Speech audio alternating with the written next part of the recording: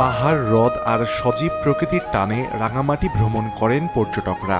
শীত মৌসুমে সে চাপ বেড়েছে কয়েক গুণ। হ্রদের নীল জলে নৌভ্রমণ ছাড়াও দর্শনার্থীরা ঘুরে বেড়াচ্ছেন ঝুলন্ত সেতু, শুভলং ঝর্ণা, সাজেক সহ বিভিন্ন পর্যটন স্পটে।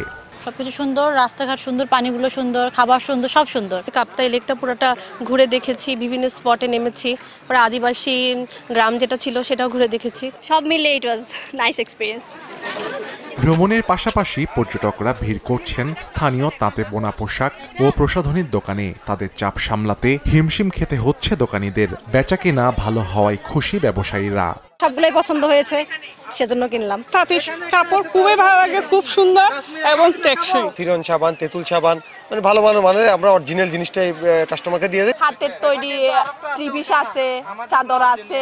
6 মাসের মধ্যে আমরা যে ব্যবসাটা হয় ওইটা দিয়ে আমরা পুরো বছরটা মোটামুটি ভালো কাটতে পারি। ব্যবসায়ী নেতারা বলছেন, চলতি পর্যটন মৌসুমে প্রতি সপ্তাহে প্রায় 2 কোটি টাকা যুক্ত হচ্ছে স্থানীয় অর্থনীতিতে।